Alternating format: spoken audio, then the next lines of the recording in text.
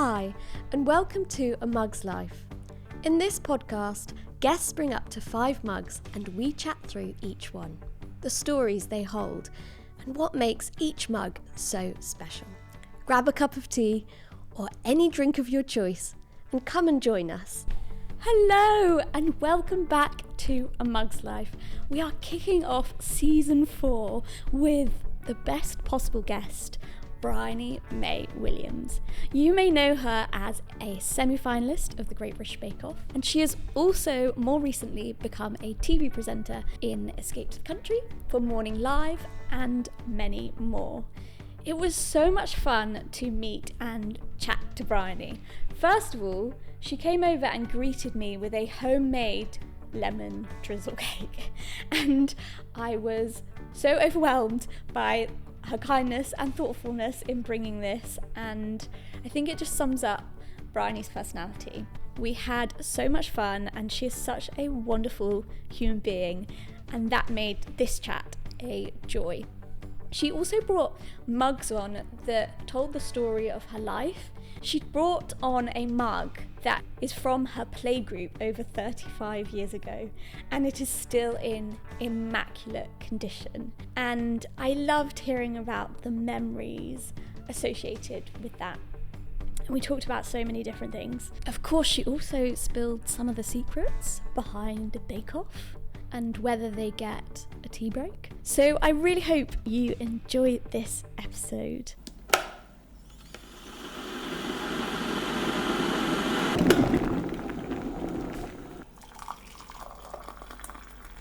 Welcome, Briony. Thank you. Lovely to be here. This is really quite exciting. How many mugs have you brought with you today? Okay, so I tried to be restrained, and I've brought 4 mugs with me, and I feel like they are quite a good kind of cross-section of my life, almost. But it was so lovely going into my cupboard and picking out mugs and thinking the stories behind them. It's such a lovely way of bringing out sort of memories and things that you might not have thought about for a while. Did you find it hard to pin down which ones you were going to bring up? Yes, definitely. I looked in the cupboard and I was like, well, I could take that one, or I could take that one, or I could take that one. But I thought, no, calm down.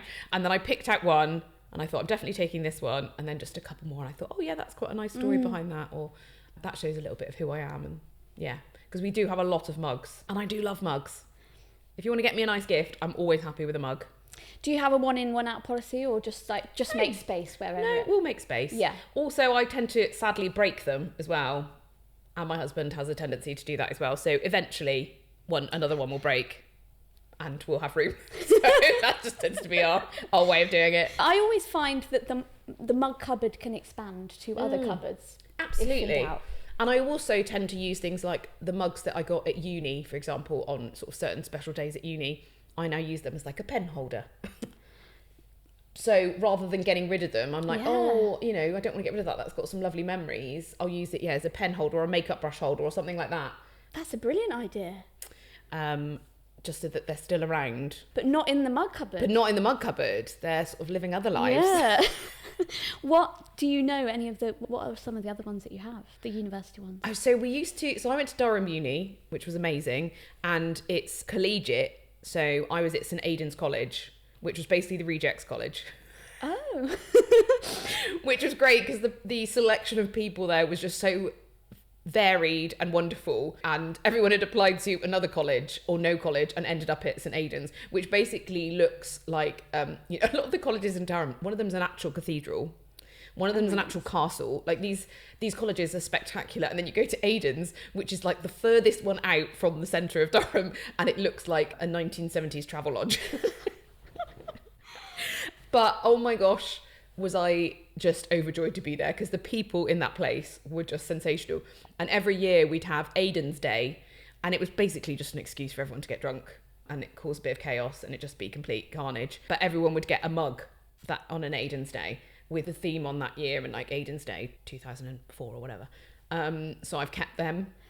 Oh. So I've got those, and like every time I look at them I'm like, no, that's nice. Yeah. That's really cool. So what are some of the themes? So there was one was like jailbreak, I think.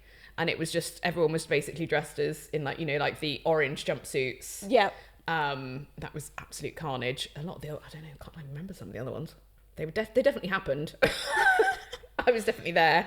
And I'm so glad, you know what I think about this? I'm so glad we didn't have social media when I was at school and at uni. Because I think, like, look back, I'm like, there's no photos online of that. Nor will there ever be. So No Facebook albums? no, they started on my year abroad, my third year.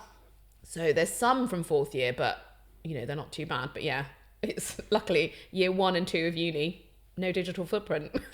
It's a blessing. It's such a blessing. Such a blessing. And sometimes I get my actual photo albums out and look in them. I'm like, oh, I'm really glad these aren't online. Yeah. How fun though to commemorate it in a mug. I know, right? Yeah. Exactly. So I just feel like commemorating things in a mug is always a good idea. It's never a bad idea. No, exactly. I think people always will love a mug. I mean, obviously, Yeah. I would say that. You would say that, but I agree. That's so cool. Well, we Yeah. haven't even got onto your mugs. and Oh my we've God, I know, right? Already talked. The mugs that I didn't bring. They deserve an honourable mention. Yeah. You studied languages. I did, at yeah. university. I did. So I studied French and Spanish. So languages are my first love. I lived abroad for a year. And then I lived, after uni as well, I lived in France for a bit. Before I started teaching, I was, did you ever go to PGL when you were younger? Yes. The camp. So they've got them in France as well. So I worked in the one just outside Paris for 3 months. That was incredible, really good fun. So yeah, languages have been amazing. And then I taught languages for 7 years at a boys' school in Bristol. And again, I loved it. It was so wonderful. But then obviously since Bake Off, things changed. And I haven't gone back to teaching. But yeah, I miss the kids. Don't miss the report writing or all the admin. But yeah, languages, I just love it. Like, I love it any chance I get now to kind of use my languages in any way. I'm basically a big language nerd. Like, I love things like grammar. The kids at the school would be like, why are you getting so excited about the past tense? I'm like, because it's so interesting. Like, Yeah. okay. Are you kind of fluent in those languages? Yeah, I mean, I'm rusty. I mean, I'm going through the menopause, so English is a struggle at the moment. My French, it's all in there. It just doesn't come out as fluidly as I'd like, but I'm going to France this weekend, actually, to do some filming for the travel show, which is literally, I could not be more excited. It's a dream job. So I can't wait to kind of get there. And after a few hours and a few conversations, it just gets that little bit smoother and a little bit more, I get a little bit more confident and things like that. So yeah, it's there. And everyone will be looking at you like, oh, it's so cool. Oh, yeah, she can speak French. You know, people say that to me, they're like, you speak languages? I'm like, yeah. They're like, oh, wow, did not know that about you. Oh, actually, we should say that you've brought a I did. beautiful lemon drizzle cake with you. I did. Well, I love, food is my love language. So, sorry, giving is my love language. Giving food is like a double whammy of love for me. So when you sort of said, come over and we'll talk about mugs, I was like, I need to bring you some cake. Yeah, well, it's... And who doesn't love a lemon drizzle? I'm so excited about it. It's going to be delicious. And right now it's kind of like the art. I love that. in the gallery. I love that. It's great. That makes me happy. As it deserves. And actually, this reminds me, because I've just been rewatching your Bake Off series, that you did very well on Pastry Week. I did do very well on Pastry Week. Yeah, I got the Star Baker on Pastry Week. And you won the technical. I did win the technical. Thanks for bringing that up. That was a really good week. That was the week where it all turned around for me, because I had a really good week 1 and almost got Star Baker. And then weeks 2, 3, 4, 5, no, 2, 3, 4 were not good. It did not go well for me. And I should have gone home week 4, but didn't. And 5 was okay. And then 6, because I constantly felt like I wasn't good enough to be there. Not that anyone made me feel like that. It's just that imposter syndrome. What the hell am I doing in the Bake Off tent with these incredible bakers? You know, I keep fluffing it up and things keep melting and things keep going wrong. And then week 6, just something fell into place and it all went right. And I was like, oh, okay, maybe I do deserve to be here. So that for me was a really, really important week. It makes me happy when I look back on that. And I do love pastry. Love it. It was the Puy de Mort. I'd never heard of those, but they look Yes! delicious. Oh my God, I haven't had that in a while. Wow. Yeah. They were delish. They were really, really good. And the Alice in Wonderland pie, which whenever anyone mentions Bake Off, that's always the bake they talk about. That sort of, I think people kind of remember that one.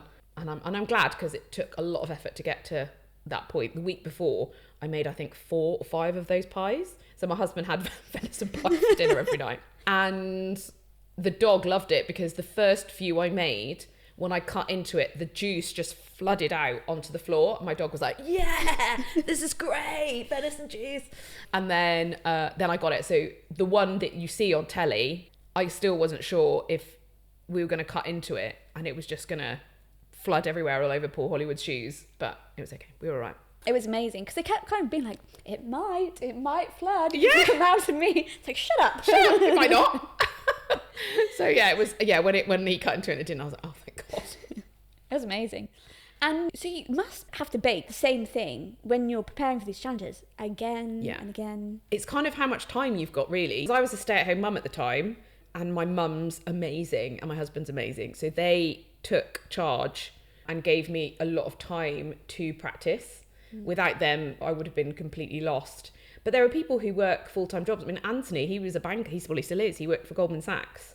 So he was in 7 till 7 every day. So then he'd get home and have to practice baking in the evening. And, you know, it's mad, really, how much sort of the variation between, you know, some people are retired. So, again, they've got all the time in the world. I was genuinely really lucky. Like, I'd get home on a Sunday night, then Monday morning would get up, get Nora, go over to my mum's house, hand Nora to my mum. She was 2 at the time.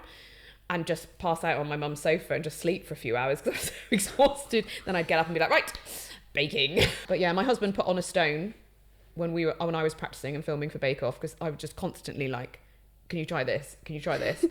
And because you can't tell anyone else, so it's not like you can rock up to your neighbours and be like, I've made this Ukrainian wedding bread.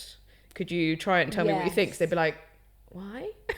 Made a biscuit chandelier. I wouldn't think you're so right though, because it's obviously more complex challenges. Yeah, it's not like, oh, I've made some scones. Like, oh, I've made a biscuit selfie. Could you taste it and tell me what you think? Why, Briony? Why have you made a biscuit selfie? Like, why has it got your face on it? Why has it got your face on it? That's so weird. So Steve took the brunt of the taste testing. He's very good though. His notes were always spot on and would always be the comments that the judges made. So I learned to listen to him quite quickly. Oh, so he had a good critical. He did, yeah. Which I didn't like hearing at first. No. But I got used to it. So yeah. And so how long are you baking for? So you find out, so the audition process is 6 months of, it's really quite intense. And then when you find out you're on, you've got about 6 weeks before you start filming, and they'll start sending you through the recipe request. So you know the signature and the showstopper, so you can start practicing. And then when you're filming, they do it slightly differently now, but when I did it, it was every weekend for 10 weeks. So you know, it was a lot. Yeah. But then I know during COVID, when they did it in a hotel, they did 2 days filming, 2 days practice, 2 days filming, 2 days practice. And they were all living together in the same hotel. That would have driven me absolutely bananas. Well, also, how are you practicing in the hotel? They had like practice kitchens that they'd set up.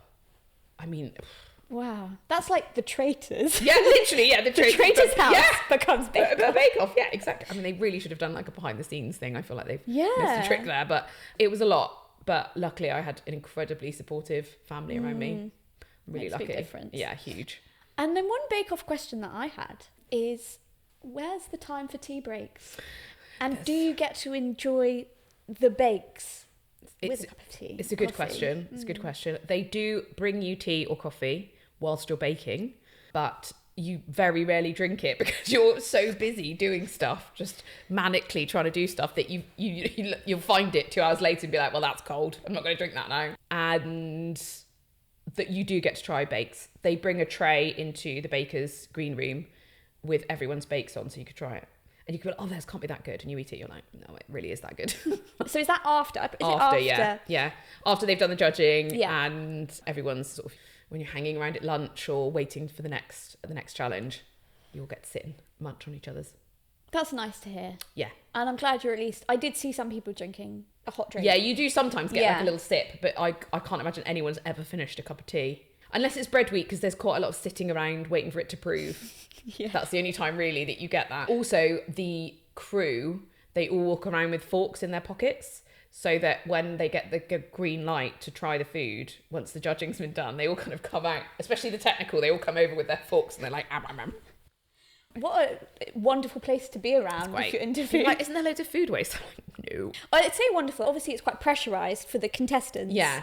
And then great for the crew. Yeah, they love it, yeah. I mean, I always say it was the most stressful, but also the best experience of my life. Like, I'd do it again in a heartbeat. And it's completely changed my life, so I'm very grateful for that. Oh, so nice to hear some of your Bake Off memories. Yeah. Shall we go on to your first mug? Oh, yes, okay. Is it time? Shall we? Right. Oop. Right. Okay. Be careful. My little bag. Okay. So let's go with. Okay. We'll go time. So this is my Stoke Bishop Nursery mug. So this is like Playgroup. Sorry, Stoke Bishop Nursery Playgroup mug. This is like 40 years old. So when I was at nursery in Stoke Bishop, and it's got a little firefly on it. Oh, it's very beautiful. sweet. Yeah. But I am still friends with a lot of the people that I met at this nursery. So I grew up in Bristol, very proud Bristolian, and I went to this nursery. A lot of the friends I made there, they're still in my life now, and I love that. You know, people that I met when I was 2 are some of my best friends, which is just great. When I pulled it out, I was like, oh, and I'm also amazed that I've managed to keep it alive all this time, and there isn't even a chip in it. So I think my mum found it and was like, do you want it? I was like, yeah, I do. And I still remember the name of the lady who was in charge, Angela. She was just so kind and so sweet. And we did things like, you know, nativities. And I've got a video of me as Angel Gabriel, because I was never Mary. I was always someone else. My friend Amy, who we're still really, really friendly now, she was always Mary. Yeah. Or like, she was always the main. And then she was always like Cinderella and I'd be the queen, you know? Yeah, I can relate. Because I had similar, I always wanted to be Mary and I was never Mary. It was always the same 2 people actually, who were lovely people. And I was hardly ever even an angel. But my starring role was as the 3rd innkeeper. I remember I got to stamp my foot and turn around. I had one line. I bet you really made the most of that as well. I really did. Really stamped I was quite a little performer. So I thought, I'm going to take this innkeeper and give it everything I've got. And I think it was just, there's no room at the inn. Yeah. That was it. Nice. So sometimes not being Mary. Yeah, it's okay. Give you more creative. Yeah, absolutely. And I got to wear tinsel. Yes. I mean, that's basically it's so funny because you get so many amazing outfits now, because obviously you can just go on Amazon and buy these incredible, you know, like, here's an amazing angel outfit. Whereas when I was at school, it was like, here's a sheet and some tinsel, you are an angel, you know, or like, here's a tea towel over your head, you're Joseph, or an innkeeper. Here's a blue sheet, you're Mary. It was just so, and things like Halloween as well. I look back at the pictures from around that time.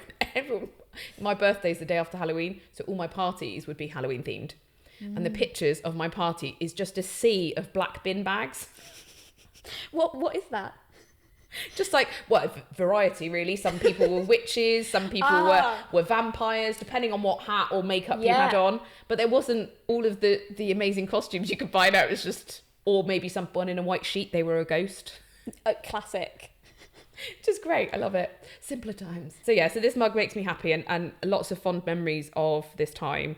And I don't know if the Playgroup's still there, but the hall is still there in Stoke Bishop, and we had one of Nora's birthdays there, and it was just really lovely. Like, this is nice. Makes me happy. What strikes me about this mug, it's very well made. It's got a lovely, what colour? Like a brown, but it kind of looks like terracotta. Yeah, I'd say like terracotta inside, and then kind of like a royally navy blue on the outside. And then the writing, Stoke Bishop Nursery Playgroup. But it does look like somebody's actually written that on. Oh, yeah, and I think they have. It almost looks piped on in it, to use a baking term. But, you know. Why not? And then, they've clearly painted on this beautiful dragonfly.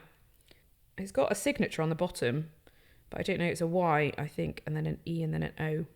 It was clearly very lovingly made. And I wonder how many other people have still got these knocking about in the backs of their cupboards. It's a really thoughtful thing to, I guess, I don't know whether they were selling them or giving them. Yeah, I thought so. I thought it was really nice. And it's clearly kind of thing that will last a lifetime. Yeah, this one's, because in our mug cupboard, we've got like the daily mugs that we use. Then Nora's got a few. And then at the back, you've got like, that we don't really use these because they're too precious mugs. They're safely at the back of the cupboard, so me and Steve don't drop them. Yeah. So when I got this out, I was like, don't drop it, Briony. You kept it for 40 years. Yeah, I know. Gosh, there's a risk coming on the podcast I know, today. right? Oh, will it make it home? Don't say that. I'd feel terrible. We'd have to go and find YEO. YEO, be like, can you remake one, please? Yeah. That is interesting, though, how people have their mug cupboards and the structure of it. So obviously you have your daily. If you have a guest over or a person over, do you also kind of have layers of what mugs you'd give? Yeah, I think so. Our mug cupboard is so random. No two mugs match in our mug cupboard. They're all completely different, apart from the two that I stole from Starbucks. But apart from that, like no mugs match. And even the Starbucks ones, there's a tall and then a grande. So they don't match either. So it's kind of, I just ask people like preference, because I know my mum likes to have like a thin lipped ceramic, which we don't really have. Not ceramic, what's the word? Porcelain? No. What's the word? Is it fine bone china? Fine bone china. She's fancy, my mum. She likes that and like a thin rim. Yeah. As it were. Whereas I like a big fat mug. Like the bigger the mug, the better for me. I want it huge. Which is why I was very excited when you appeared with that weather mug. Yes, Emma Puddock. Amazing mugs. Yeah. We've got two of her mugs. They're here. so good. And then my husband, he's got the shape that he likes for his different teas. So he drinks Darjeeling tea, black, in the day. In the evening, he drinks vanilla Red Bush tea. But the shape of the mug, he has a different one in the evening than he does it for his Darjeeling in the day. So it depends on... oh, my mum's calling me. Sorry, mum, can't talk now. Yeah, she'll be fine. You can obviously. No. She's probably looking on. My mum has this habit of watching me on Life 360 where I'm going. So she's probably What's that? Is that like a tracking thing? Yeah. Right. Which I said to her, like, you can. I said, do you want to do this because I go away a lot for work? Yeah. So she can track me, and she likes to know where I am because even though I'm 41. I still have to report back to mother. But she now uses it like a game. She watches me.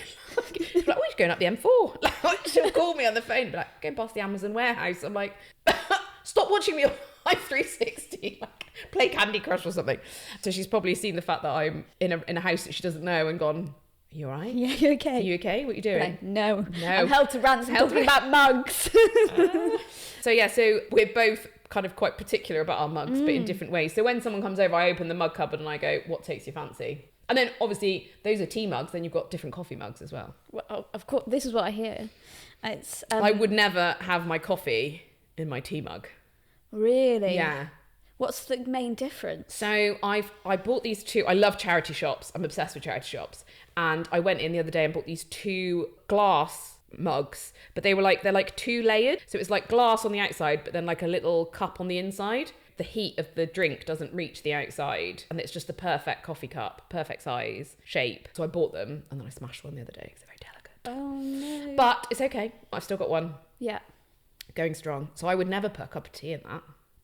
Because it But would I don't know why. No, I think it looked nice, but I don't know why. In my head, I'm like, well, I can't drink my tea out of that because it's a coffee mug. It's interesting how we maybe assign roles for the mugs. Yeah. Do you do that? Well, I don't drink as much coffee, Oh. so I'm trying to think if I did drink coffee. What I do, sometimes if I have a matcha, which I'm just imagining because I use a Lavazza milk frother. Sure. So then it has more of it's not art, but it has more of a topping. Yeah. Then maybe I would choose certain mugs that display the topping. Yeah. Yeah. topping That makes well. sense to me. Yeah. So that's what I'm thinking. If I did drink more coffee, I'd be choosing those sorts of mugs, maybe with a wider rim or something like that. Yeah. I don't know. So did your husband have one for each? One? No, he's got a couple. It's the He's got a shape. couple, It's the okay. shape that he likes. So it's like a tall, narrow at the bottom, wider at the top, quite tall mug for the Darjeeling, and then but a slightly shorter version of that for the vanilla, and then coffee. He goes again a different shape. He goes for like a more stout. Fascinating. I know, it's mad, isn't it? Yeah. It's like when you start talking about it, you're like, is that weird? No, but honestly, that's what I love about this. Like, have you talked about this before? I mean, me and my husband talk about it. Yeah. 'Cause we're like, I'm like, what are you having? Which tea are you having? Yeah. Because then I know which mug to get for him. So you know. So we know, and same with him. Like, Yeah. he knows what mugs I like. So I mean, we've been together for 16 years. He should bloody know what mug I like. Yeah. Do you know what I mean? Well, that's how you keep a marriage going. That's it, yeah. Knowing which mug for which time of day. That's lovely though. That mug, Yeah, it's nice, isn't it? It's such perfect condition. You wouldn't think that. No, I know. It It is really. It's obviously, like you say, a very well made and well loved mug, I would say. Although, so I imagine this will go to the back of the cupboard again. Yes, it will go home and go To back be into the displayed. back of the cupboard because, you know. Well, I mean, you could. There's always. Have you seen these like mug display things that people started to make? No. Well, I guess it's just pieces of wood making kind of like a checkerboard. Ah, and then they put the mugs in them. Yeah, so it looks like, you know, a piece of art. Well, maybe that's a stretch. In your mind it does, and that's great.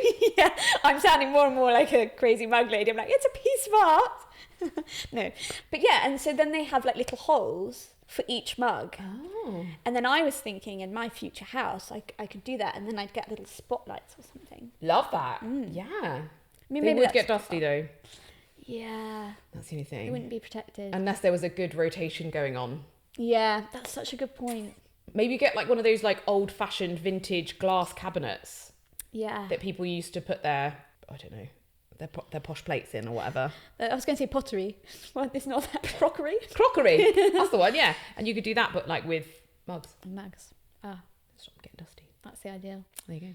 Shall we go on to your Yes, second mug? absolutely. So this one I don't really use, but it's a beloved one and it tells you a bit about me. So I mainly because it's got my name on it, but also, so this is like a small white mug and it says Briony, MFL teacher, 8Y tutor. So that modern foreign languages teacher. And then it says number 1, yummy mummy. Number 2, quelle jolie maman. And then 3 says, que mama más bonita. And then 4 is loved by all, kiss, kiss. So this was given to me by the teachers at the school I worked at as a languages teacher when I had Nora. This was one of my presents. Actually, they did something really amazing for my baby shower, and it's one of the nicest things anyone's ever done for me. It was such an amazing place to work. Everybody bought me a book, a kid's book, that meant something to them, either that they read to their children or that they loved from their youth, and then wrote me a little message in the front to me and Nora. And then at the end of the baby shower, I had this stack of about 30 kids' books, all with these amazing messages in, all that meant something to these women. And it was really like, whoa, what a gorgeous idea, but also what a special thing to have. And I had this little library already set up for Nora, which was amazing. And then I also had this little mug because they were like, you're going to need coffee because you're going to be a mummy. And it's all in the different languages that I speak. So yeah, it was... That's such a good idea for any... Isn't it gorgeous? So thoughtful. Yeah, it's so lovely. And it meant the absolute world to me. I remember feeling really emotional about what these incredible women had done. So yeah, it was a magical moment. And obviously it makes me think of Nora, who's my favourite human in the whole world. She's 10 now, going on 13. And she's just amazing. And she still loves reading, which I love. She's a really keen reader. So yeah, it just makes me happy. What are the kids reading these days? Lottie Brooks. Lottie Brooks is like did you ever read Adrian Mole? Yes. Yeah, it's like the Adrian Mole of 2026. Oh. So it's brilliant. It's very funny. It's her diary, basically, this girl, Lottie Brooks. And it's brilliant because it's very reflective of life today. You know, there's Mean Girls, there's social media, there's WhatsApp messaging. It's a lot of stuff that Nora is having to deal with. Not, you know, she's not on social media or messaging or anything like that, but it's stuff that kids these days are having to deal with.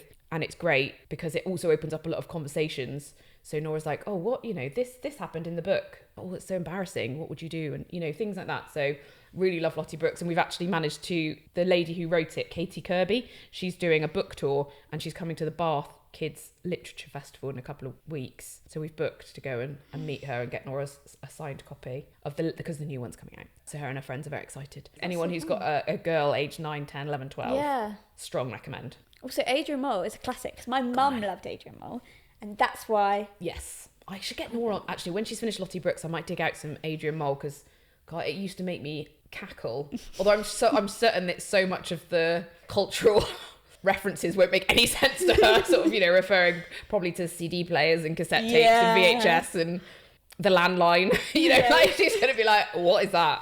I described landlines to her the other day and she thought it was the weirdest thing she'd ever heard. She was Really? like, why would you have a landline? Why would you call from house to house? Why would you not? And I was like, well, that's what we used to do when we wanted to talk to each other. I think they should bring back landlines though. I feel like they may yet make a comeback. I think they might, because obviously the big discussion at the minute is, do you give kids a phone? Nora's 10. I've said to her, she's not getting a phone until she's in at least year 7. And even then, it will not have social media on. That's just a no-go until she's much older. I hope they bring in the social media ban for under 16s, but that's a whole other discussion. So I've said to her, okay, not until... She's like, oh, but I want to call my friends or text my friends. And I said, okay. And then I thought, if we still had landlines, like that's what I used to do. Yeah. If I get home from school and I wanted to call, I still remember my best friend's numbers. Friends, girls that I'm still friends with now, I know their landline numbers, and it used to just be lovely because you just pick it up, you call them, have a little chat, you put down the phone. I think it would be so lovely. And I know I've seen some on social media that they're bringing back the landline, but like a Wi-Fi version. But you can buy a landline phone, but it's done through Wi-Fi, but it's got a landline number, and I think, oh, bring it back. That's really cool. I used to, like my grandma used to, the spinny one. Yeah. And I'm imagining that, I feel like that could definitely be hip and cool again. I could see Walkmans. I've even had a few friends who've actually got out their old video players and old DVD players. Love that. And started collecting, like, for example, Mary Kate and Ashley. Yeah. Because like CDs are getting popular again. It's kind of that vintage sort of cycle is coming back round. And I really think we should bring back some version of a landline. Yeah. And there must be a way that you can do it. Even creating a mobile that looks like a landline that lives in the house. Surely anybody out there who's got any kind of technical brain who can figure out how to do this. Bring back the landline. Or what you could do is you could just buy a really old mobile phone, the ones that were like bricks that I had when I first started getting a mobile phone, and just use that as the landline. But you'd have to get all your friends to get one as well. And Adrian Mole, I remember, well, obviously his love for Pandora, but when he painted his room black. Yeah. And the grandma in the show used to be like, disgusting. Oh gosh, I haven't thought about Adrian Mole in a long time. Yeah. I used to love reading his books. She also likes Diary of a Wimpy Kid as well, which is sort of similar vibes. After this, I'm going to go on Amazon and see if they still print Adrian Mole, or maybe even one of the great secondhand bookshops in Bristol. There might be some knocking around. So on your mug, what do the things mean? They all mean yummy mummy, but in other languages. Clever. Sorry, I should have explained that. Sorry. Which I thought was very sweet. I loved being a teacher. I loved being a tutor. I used to be a tutor for year 9 for a while and then year 8, and just loved it. But it's really weird because I started teaching when I was 25, and obviously the oldest boys that I taught were 18. And I'd still be going out at that time. So I'd go out on a night out in Bristol and walk into a club and I'd be like, oh, Jesus. Oh, God. Like bump into my sixth formers or even my year 11s, which was very much you should be here. Like, this is illegal. And they'd see me and they'd be like, oh, God, and like run in the opposite direction. And now I see them and they're in their 30s and they've got kids and beards and wives. And I'm like, oh, I don't like it. Don't like it at all. I love teaching. I love being around languages all the time. So this is a nice reminder of that. It's really lovely. Yeah, it's nice, isn't it? It's nice. Nice. Personified. Yeah, exactly. Yeah. And then my next one, I was gifted. This is the Stubbs mugs. These are, I think a lot of people have got these in their cupboards, but I'd rather be watching Bake Off. Of course. I mean, it was bought for me randomly. Track this, okay? It was bought for me by my dad's first wife. Yep. So the wife he left my mum for, but now they're all really good friends, which I love because it was like 50 years ago. They're all really good friends. So, and I love her. She's such a support of me. She's such a big supporter of me. She's been so vocal about supporting me since Bake Off and all along this sort of journey. And she sent me this and I was like, what a thoughtful gift. And I love it. This would be, I'd say, like a coffee mug. Okay. Because of the shape and the size, I'd say, because it's not huge, it's not massive, and it's fine bone china, so my mum would approve. Although it is, I know that if I served a cup of tea to her in this, she'd be like, it's a bit small, isn't it? Yeah. So very particular, but it is bone china, so fancy. Yes, exactly. But have you got any of the Stubbs mugs? I don't think I have, but I recognise the design as having seen it before. Maybe I need to get one of these. There's loads. They've got some really lovely Bristol ones actually in like the Clifton gifty shops. They've got quite a few kind of. I'd rather be in Bristol. I'd rather be watching Bristol City. To get this one, I was like, oh, what a thoughtful gift. And does this sit in the daily, the mugs? Where does this sit? Near the front of the protected mugs. Yeah. So sometimes it gets used. Yeah. But I would be gutted if I broke this one because it's just a really lovely momentum of, and it's just quite funny. It is. Because, I mean, you've had quite the journey since Bake Off. That was it 2018? Yeah. 8 years ago this year. Wow. Which is absolutely mad. Yeah, 8 years, 2018. And then since then, my whole life has just completely changed. And now I work in TV. I do TV presenting. So I work on Escape to the Country and Morning Live. And I've just started doing some stuff with the travel show. I've got a podcast as well called I'm Not Judging But with my two best friends about parenting. So yeah, and it's a bit mad really, because I never thought I'd get on Bake Off. Then I never thought I'd get as far as I did. And I never in a million years thought that I'd end up with a career in TV after. Like that, people are like, oh, did you go in thinking that would happen? I was like, no. If you told me 10 years ago this is what I'd be doing, I would have laughed in your face. You know, it just didn't seem like anything that would be conceivable or possible. And I love it. I love it so much. I'm so happy and I love going to work because it's always so varied and I get to work with the most wonderful people. The shows that I work on are full of kind, good people. There's no egos, there's no bitchiness. It's just support and kindness. And I love that. So I feel very lucky to be in the position that I'm in. And I'll do it for as long as they want me to. Well, I think because in your Bake Off season, obviously everyone is lovely. You can tell that you're so supportive of each other. Yeah. With your journey. My journey. Do you know what? What's another phrase? No, right. I'm going to tell you this, right? I hate that word. Yeah. But I looked up other words for it because I did a TED talk last year, which was really cool. Ooh. And I looked up other words for journey, but they're worse, basically. The options are quest. Which makes it sound like you're going to go battle a dragon, you know? Yeah. What's the other? Voyage. There's no good option. Okay. Journey is the least wanky option. That makes me feel better because I'm like, it sounds... I want to reassure you, it does sound, and every time I say it, my body goes, ugh. But it's... Maybe a voyage. On my quest for... Yeah. What on earth was it going Oh, to sorry, say? yeah, you're saying something about my journey and then I distracted you. Oh, yes. No, you openly with your emotions. It's a very stressful time. And also the kind of peaks and troughs that actually you do see everybody kind of go through. Yeah, even for if sure. you win at the end. Yeah, I mean, I went through a lot of troughs before I found my peaks. You know, lots of crying into the freezer while Noel came over and just sort of gave me a kiss on the head and be like, it's all right. You're like, I don't think it is, but okay. I don't know how, I just want to like go and like in the corner and be like, I can't Yeah, do it, there were a lot of times where I just thought, I don't know if I can do this. Like, how am I meant to present this to Paul and Prue on national telly? This is embarrassing. But at the same time, I was like, I'm in the Bake Off tent. I'm having the best time. Even in my most stressful moments, I just would look around and be like, look where I am. I'm so grateful to be here. And I think that's what people will have really loved and kind of got behind you and just makes you such a wonderful personality to then be on television. Oh, thank you. Well, I know I felt very supported, and especially by people in Bristol. Like, it was so lovely. People really got behind me. I remember I was walking through Westborough-on-Trim, which is near where I live, and it was just after the final, I think, and this guy on some scaffolding like, oi, sort of shouted down to me, and I was like, oh, I was preparing myself for some, derogatory comment. You went, I bloody loved you on Bake Off. I was like, oh, thanks, mate. Cheers. And I was like, don't rush to judge, Briony. Like, so yeah, I felt very, very loved and supported on that, which is great.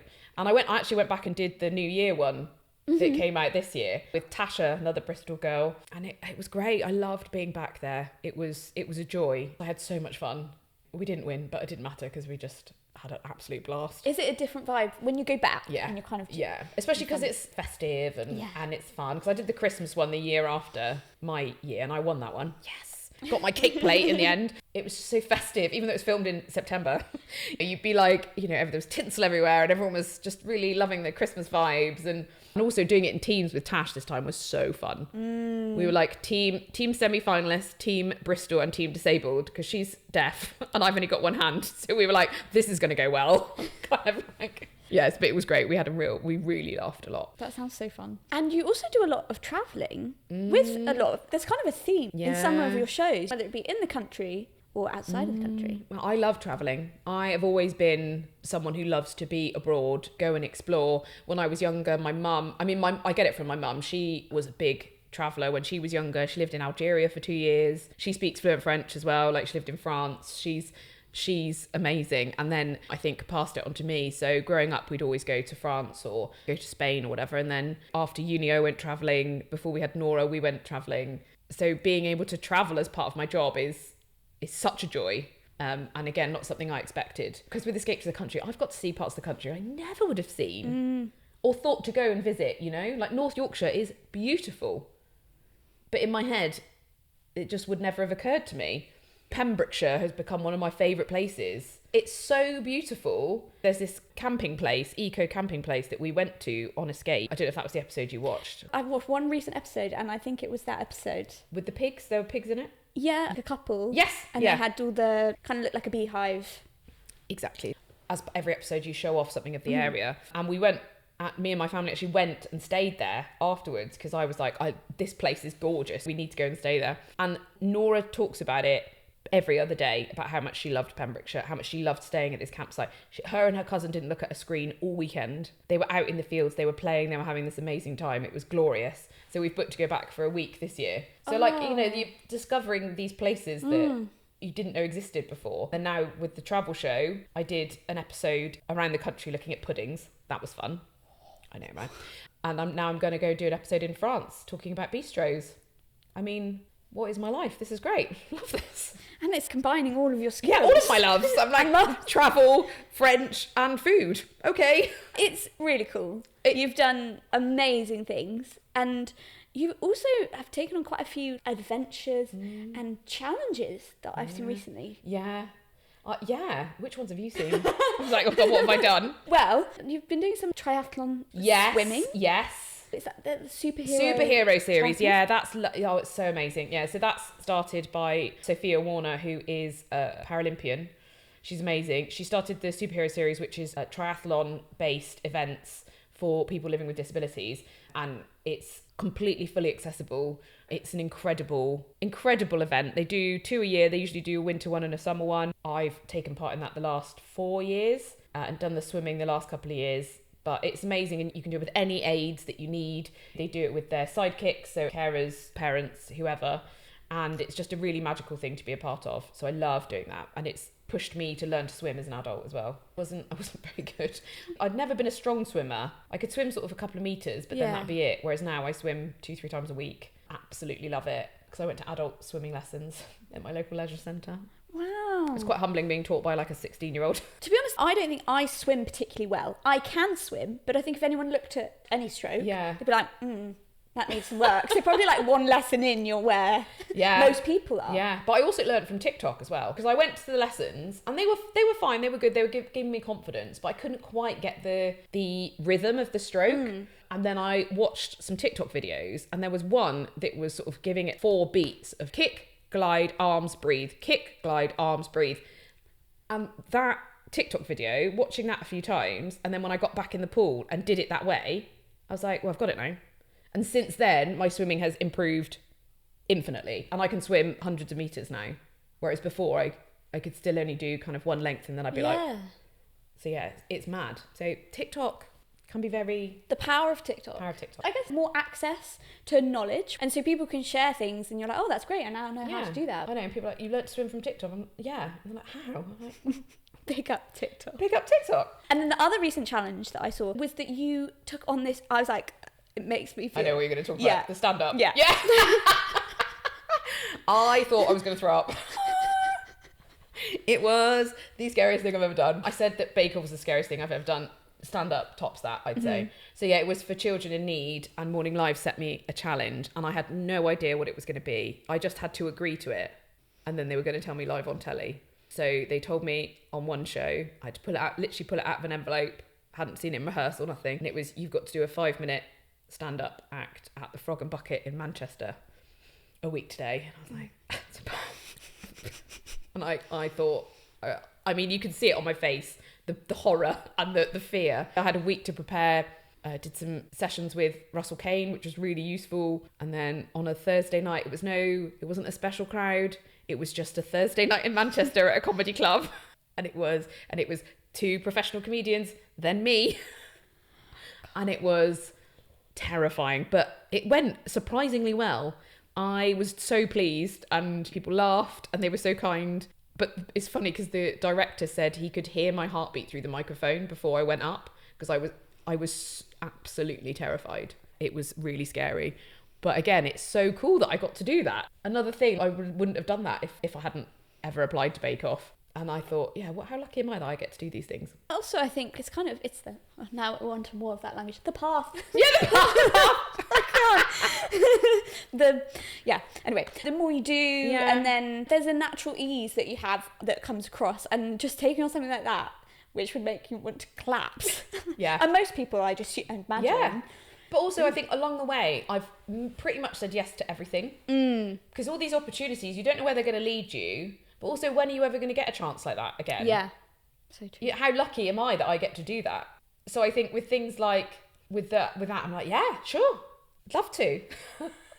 I'm sure you also raised some amazing money for children. Well, yeah, exactly. Like, that's really cool. Like, what? Yeah. You know, not only do I get to do this, but I get to do it for a really cool cause. So.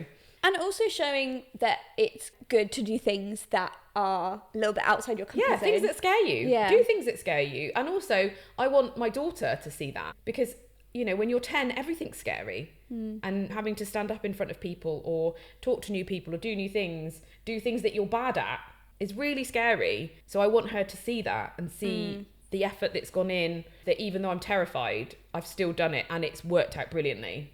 Yeah. Well, I expect it's just going to keep going, to be honest. Well, I hope so. We'll see.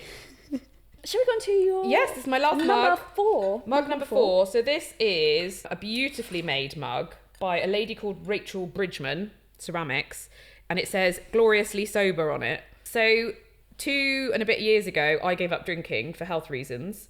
I ended up with a stomach ulcer and they told me to stop drinking. I wasn't an alcoholic, but I was a binge drinker. You know, my generation, you go out on a Saturday night, you drink a couple of bottles of wine, some vodka, and feel like shit for the next however many days. And it started to affect my health, especially because I started going through the menopause. So I decided to stop drinking, and then I just haven't gone back. And it's been the biggest game changer for me, for my mental health in particular. I lost a load of weight. My physical fitness got better. Everything improved. My relationships are better. I'm so much more present. I got so much more time. I'm not sort of hanging on a weekend. I'm there. If Nora wants to go swimming at 8 o'clock on a Sunday, I can go, yeah, all right, let's go. I don't feel like shit the next day. I started an Instagram page called Gloriously Sober because I wanted to show people the fun side of being sober. Because, you know, when you hear the word sober, it's so like, oh, how boring. Well, actually, no, it's not. It's joyous and it's fun and it can be absolutely, well, glorious. It can be amazing. So I started this page and so many people have messaged me. There's this lovely little community that started up of people who either were already sober, who have since gone sober. They'll message me being like, I've done 100 days and sharing their positive experience as well. And one of them was Rachel. And she said, oh, I'd love to make you a mug as a sort of celebration of your 1 year sobriety. I think it was my year.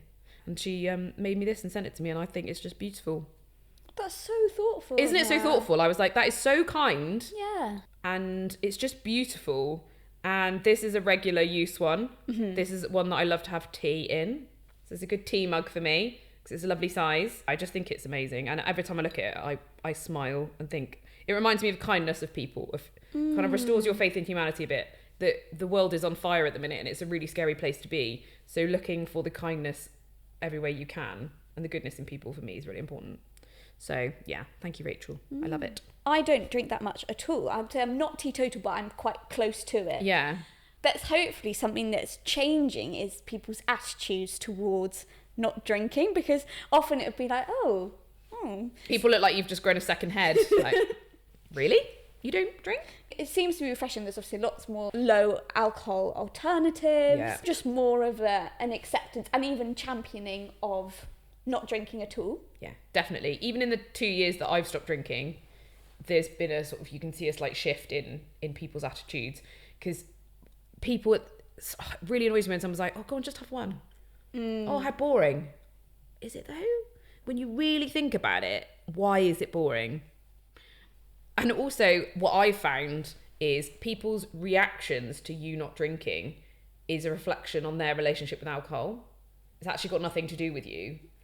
They're like, oh God, I can never give up drinking alcohol. Oh, that's so boring. Oh, I'd hate that. You're like, interesting. You know? And it's not a judgment thing. It's just more of a, maybe look in the mirror a little bit if you're that worried about me not drinking. And yeah, okay, there are some people I don't see as much anymore, but that's okay. You know, the people who I do see, the connections are so much more real, and I love it. And I'm not preachy about it. I won't bang on about it. If someone asks me, I'll respond and have a nice chat about it. I'm just quite happy just to be there and have a lemonade and get in my car and drive home. Yeah. There's someone called Millie Gooch who has the Sober Society. Yes! Love Millie, yeah. And does lots of events with Bird and Blend and different things. It's so nice showing how actually you can have so much fun not drinking. Yes, exactly not that. that. It's not fun when you are drinking, but it's really nice to see that. Yeah, that's it. It's that I think it's coming out more and more how fun it can be. Me and my best friend doesn't drink either. She's like a year ahead of me on the not drinking. And we go out, we go axe throwing, we go to hot yoga, we go for walks on a Sunday morning with the dog and a coffee. What else have we done? Pole dancing, fitness, roller skating. Do you know what I mean? We've had so much fun, and our conversations, I mean, people probably would think we are hammered because how much fun we have together. But actually, we're stone cold sober, really happy living our best lives. Best time. Yeah. And so you have an Instagram page. Yes. What you talk about? Yeah, Gloriously Sober it's called. I don't post loads and loads and loads, but I tend to share a lot of people's other posts. There's loads on there. So if people were thinking about going sober, there's lots of advice on there, especially initially. There's lots of fun sort of discussions on there and showing people how fun sobriety can be. And I love it. And there's a really nice community on there of people who have embraced the joy of being sober. That's really cool. And also have a separate page where you can talk about that. Yeah, because I do post sometimes on my main page. People don't follow me for me banging on about alcohol free. That's not where they follow me. And again, people don't like it being shoved down their throats. If you'd said to me 3 years ago, what do you think about going sober? I would have got really defensive, I think, because I wasn't ready to accept that maybe that would be a good idea. If they want to follow that side of me, then they've got that option rather than kind of being like, I'm sober, isn't it great? But it is. But it is. It is great, but you don't have to talk about it on here. You can head over there if you want to have a chat about it. And you've just been so busy. You've launched a recipe book. Yes. Last year. Yes, I did. The Retro Recipe Society. It's a really lovely mixture of some real classics, like you've got jam roly-poly, sticky toffee pudding, apple crumble quiche, all those kind of really vintagey type recipes. But then each one has a twist. So you've got the classic recipe and then you've got like a 2026 take on it. So there's like a phyllo pastry, cheesecake and blackberry roly-poly, which is really good. It's really good. And then also like modern retro as well, if that makes sense. So there's a recipe for a not pot noodle. If you take a pot noodle and take all the crap out, all the E numbers and all the bits that aren't really food and shouldn't be in there, I remade it in a really simple one dish pan. It takes 20 minutes to make and it's one of Nora's favourite dishes. There's loads in there. It's available on Amazon or through the link in my bio. It's not sold very many copies, but I'm really glad that it's out there. I'm really proud of it. And the thing is, people who do buy it, they really use it and they really love the recipes, which I'm delighted about. The publishing world is a tough place. It was really hard. I couldn't get a cookbook deal, even though I was like, hang on a minute, everyone on Bake Off gets a cookbook deal, don't they? Yeah. I could not get one for love nor money. So I ended up it's almost slightly self-published, but it's through a company. They sort of print it out when it's ordered. I'm really pleased with how it's come out, considering I had very little support doing it. And the photos in it are beautiful because they're done by an incredibly talented Bristolian photographer called Kira Hillier, who is just a wonderful human being and absolutely adore her. So she came round and we did the photos together, and I just think it's a really nice, visually it's really beautiful as well. Maybe get a book deal for the next one. Yeah, we'll see. Yeah, come on. I'm really glad I've done it and I'm really proud of it. Maybe leading up to that, and also now, you did retro recipes. Yes, where you try out recipes. Yeah. And I saw the one, I think it was old mouldy salad. Oh my God, mouldy old salad. Mouldy old salad. That is so, yeah, I've got a collection of vintage cookbooks at home. I've got about 80 and I love them.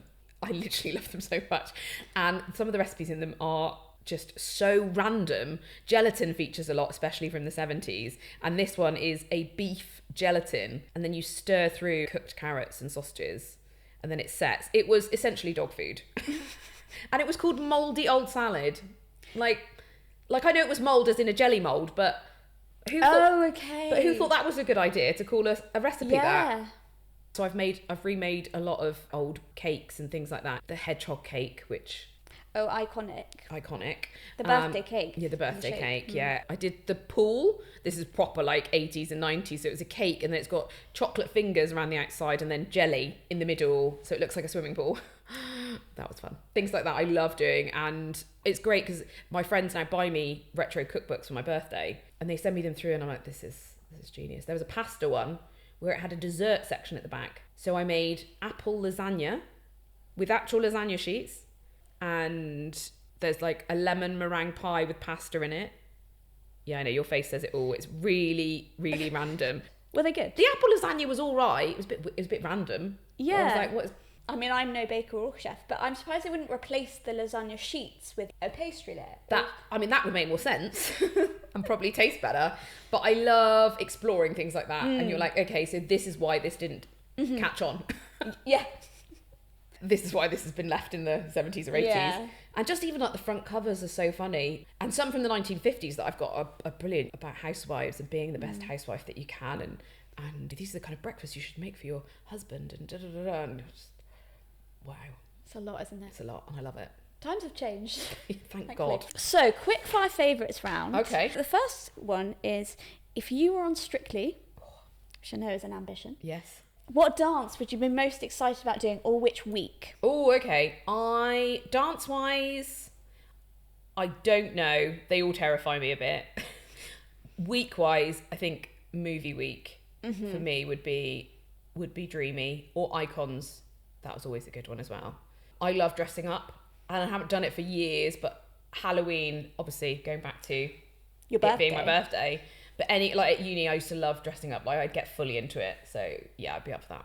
I can see you really nailing a Yeah. Halloween week.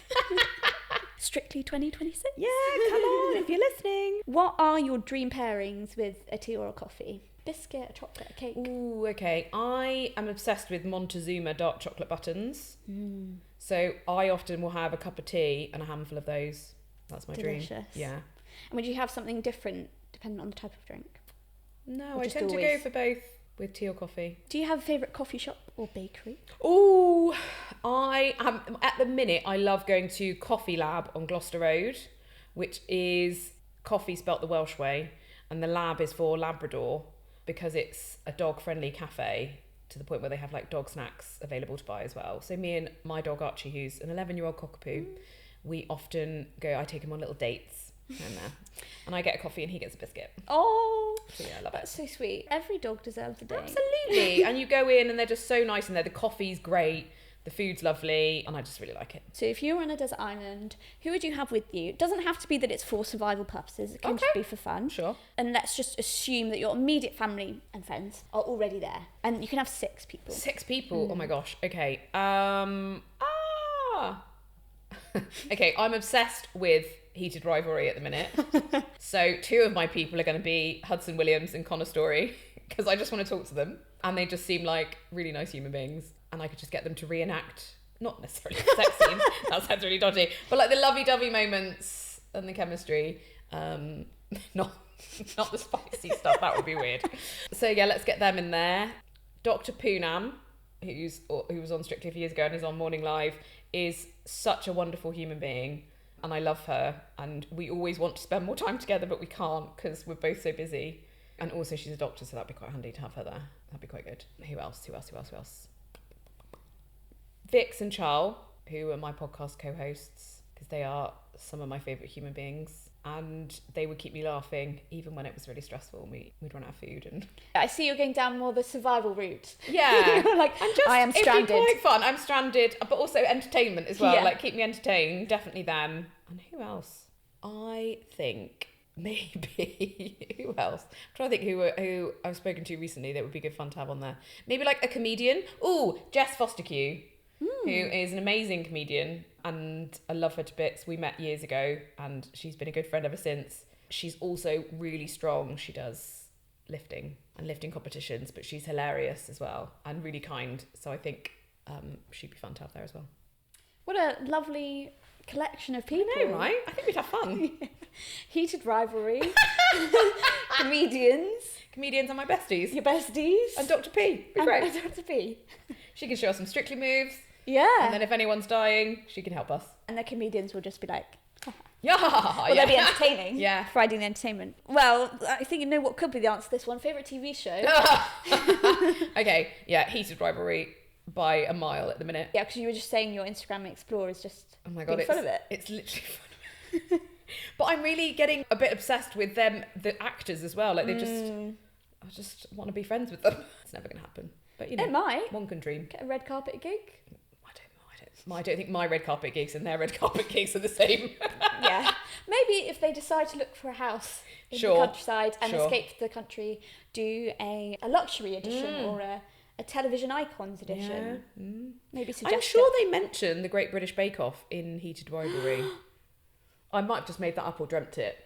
Because Bake Off comes up in a lot of TV shows. I'm actually in, you know, This Is Us. Yeah. Series 4, in one of the episodes when Randall's watching telly, he's watching Bake Off and I'm on it for like a second. They used real footage. Real footage of me and Kim Joy. Wow. That's my claim to fame. This could be an in. Right? This could be an in. You said the words, the Great British Bake Off. But then I think now I've made that up and it was another show. Anyway, moving on. Do you have a favourite mocktail or non-alcoholic drink? I love the mocktails at Rick's in Bristol, which is down on the waterfront. It's connected Lovely. to the Bristol Hotel. Any of their mocktails are delish. Favourite tea or coffee or brand?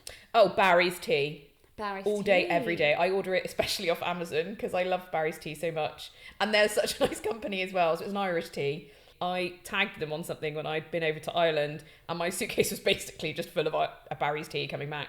And they were so sweet. They sent me a load of Barry's tea and Barry's tea socks, which are like my favourite socks. Oh, So they're just a really nice company. What a dream to have Barry tea socks. Well, because I only mainly drink decaf tea because I've again, since cutting down on alcohol, I also cut down on caffeine. So I only drink decaf tea at home and their decaf tea is exceptional.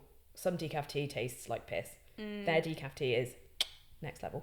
So you have to keep a good stock level of I do, Barry's. yeah. Favourite podcast? Other than this one, you mean? Well, I was actually thinking of your one. Oh yeah, that one too. Other than my podcast. But yeah, sure. Obviously, yeah, I'm not judging, but Well, I'm not judging that. great podcast. I haven't listened to it in a while, but I still love it. Is Help I Sexted My Boss with Jordan North and William Hanson. I listened to that a lot in lockdown. It really helped my mental health because they used to make me laugh a lot. Big fan of that one. Favourite viral recipe? You do a series, right? Where you Yeah, so try I've viral started recipes? doing it. I didn't realise it was going to go quite as nuts as it has, but people are loving the random recipes that I've discovered, but I've seen online. My most recent one was blended carrot and melted chocolate. It's a bit weird. It's a bit weird. That's not my favourite, definitely not. What have I done that's really good? Blending a tin of peaches with melted chocolate, leave it to set. Oh my gosh, so delicious. So good. So surprising. Yeah, the one that was gross for me, that my least favourite, is boiled eggs with melted chocolate. Apparently that makes a mousse. It just tastes like boiled eggs. Oh, yeah. Yeah. I can't imagine that. No, it didn't work for working. me. No. It's the taste, I imagine, more than the texture. Even the texture was a bit off. It was like mayonnaise, but with chocolate in. So I just don't think should be a thing. Lovely. Yeah. Next thing to find on the shelf. Final question. Perfect Bristol day. Oh gosh, I love Bristol so much. I would go for... Where would I go? I'd go for brunch at Bristol Loaf in Bedminster. Then go for a walk along the harbour side. Maybe go for some lunch down there somewhere. Then walk up Park Street and White Ladies and Blackboy Hill, going into every charity shop along the way because I love charity shops and we've got some amazing ones. And then go walk over the Downs and maybe finish off in like one of my favourite pubs. I love the Gloucester Old Spot on Kellaway Avenue. It's a really nice family friendly pub. And just generally taking in the Bristolness of it all the street art and indie shops and things like that. It's just cool. Delightful. Thank you so much, Briony. It's my pleasure. Thanks for having me. It's been an honour to see your mugs. Oh. Such lovely stories and so many from so many years ago. No. Will they make it home? We'll see. Oh gosh. I don't want to be responsible. I need to get guests to sign like a liability waiver of Yeah. bringing them over. Hopefully they make it back safely. Yeah. It's just been so fun. So thank you. Thank you for coming on a pod.